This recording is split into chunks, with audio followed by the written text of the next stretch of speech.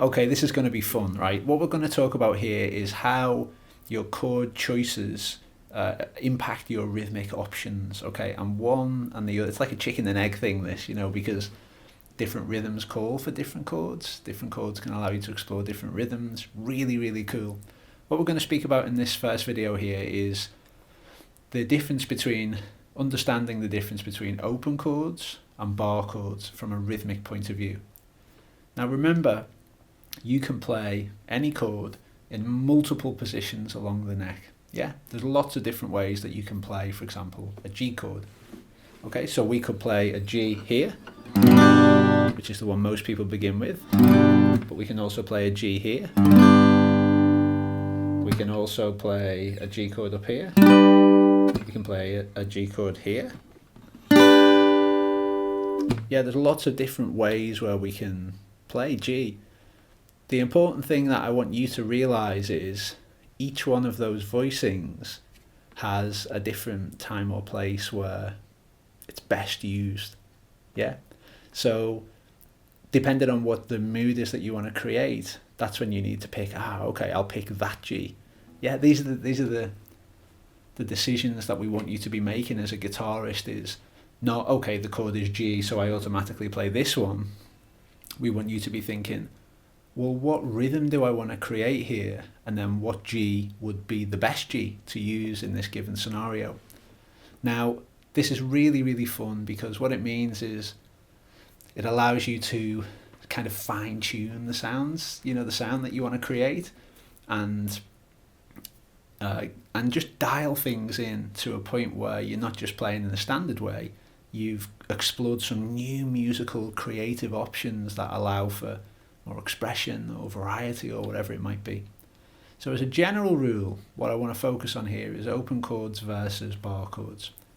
Now, as a general rule, open chords are great for if you want to create space and a loose feel to what you're playing.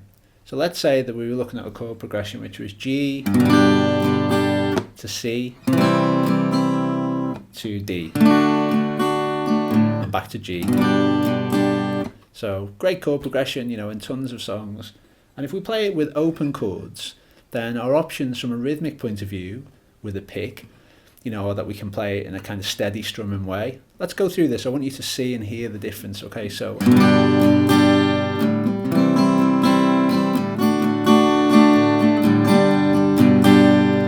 we're strumming it in a pretty steady way. We might choose to really articulate individual notes and make it more twinkly.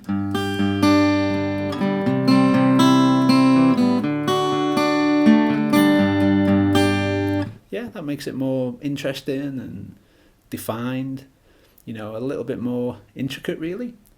We might choose to deliberately, group the strings into bass, treble and mid, for example. So we'll deliberately go bass, treble, bass, treble, bass, treble, and then we'll drop in a little bit of mid.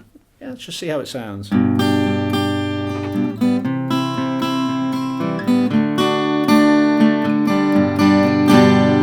So that's kind of a blend of the first two that we looked at. Another scenario that we could explore here with open chords is we could finger pick them and get a more of a folky kind of feel going on.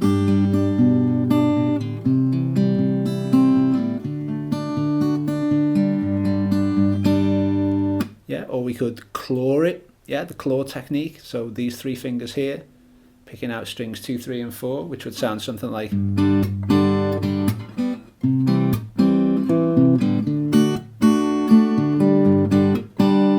If we wanted, we could go percussive and add some string slap in here, so it would sound something like.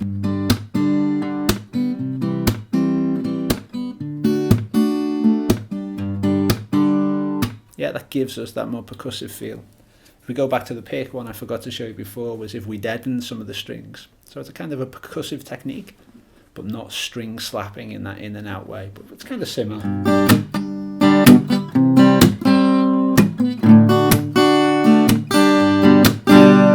Okay, so we just rattled through a few different techniques there that we can explore using open chords. So if you want to get a loose, relaxed, classic sort of, acoustic guitar feel, then that's great. The one scenario where that won't sound particularly great is if you're using an electric guitar on a distorted channel. Okay, so if you're playing an electric guitar on a clean channel, everything we did there will sound great. But if you've got any gain or overdrive or distortion, that'll sound really muddy, because open chords generally don't sound great on an electric guitar if the distortion is dialed up too high. So that's our sort of rhythmic options from an open chord point of view. But how does that change if we want to play with bar chords? Yeah, or in what scenario would we explore that with bar chords? Well, the first one that jumps to my mind is in a rock scenario where you would often want to play in a more crunchy way. So in that scenario we would switch to our bar chord. So I'm just going to use an E shape here. And in this scenario we can play stuff in a more kind of chunky and aggressive, downstroke heavy way.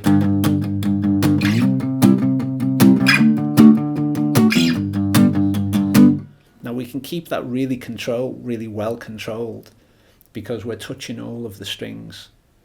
Okay, I'll just repeat that. We can keep that really well controlled because we're touching all of the strings. The big downside to open chords is there are some strings that are being played open, and we can't control whether they ring out or are quiet unless we deaden. But with bar chords, we're in contact with all of the strings, so we can relax our hand to deaden the notes. We can plant our palm here and create that kind of crunchy tone.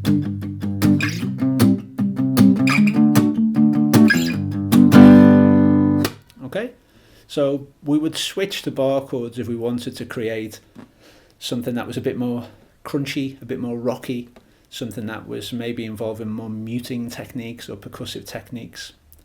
But it wouldn't just be rock. I just want to be really clear on that. People kind of think of bar chords as being power chords, and rock. But that's not the only option here. Let me show you what I mean.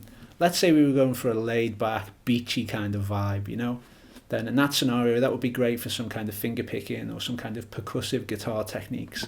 And that works great with bar chords because, again, we're in contact with every string. So we can get a nice kind of, we can get like a...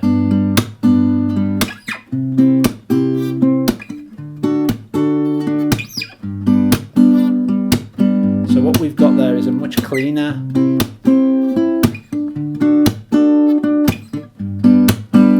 got a much cleaner, more compressed tone that's coming from the guitar there. Because we're using bar chords, we can deaden with our palm, and we're in contact with all of the strings here, so at any moment we can silence the notes. Yeah? So we silence the notes there by just relaxing our grip ever so slightly.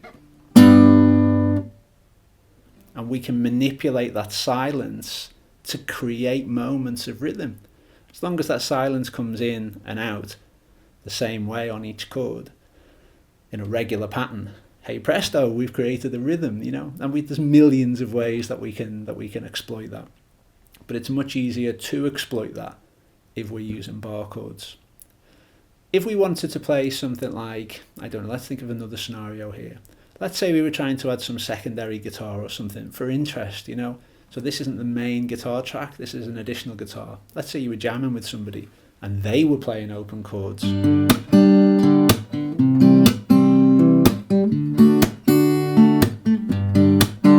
And you wanted to play something complementary. In fact, let's say that they were just strumming it in a really steady way.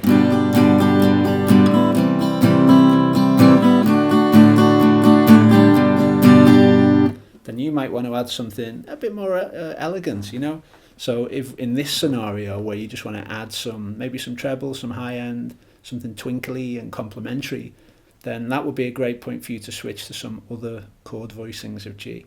So for example, you might want to switch up here to the D shape of the G. So you would be playing something like...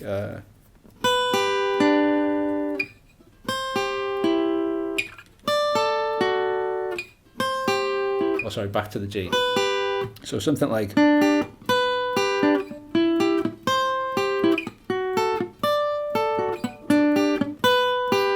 Okay, so much more control. That was almost lead guitar really that I was playing there. But we couldn't play with that laser definition using open chords. Well, we could, but it wouldn't sound quite as right and it wouldn't sound as well defined, okay? One last option here would be if we wanted to use those A shapes. So let's say that you're not familiar with D shapes yet, and we'll just say, okay, let's pick A shapes. So what we could play is we could play the G here on the 12th fret, or sorry, the 10th fret. Slide the whole shape down to the 3rd fret.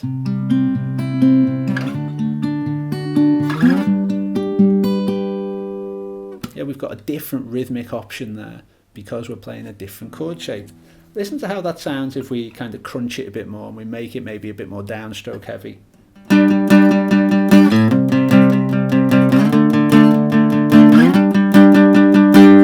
And of course, if we want, as an advanced, thing, if you're maybe interested in lead guitar or secondary guitar, you could just play the triads that are in the middle there. So on the 2nd, the 3rd and 4th string, yeah? So you could just literally just play those 3 notes.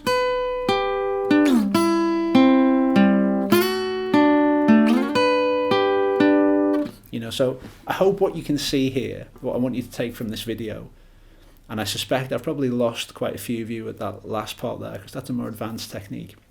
It's okay, don't worry, you can come to those advanced chord shapes in time.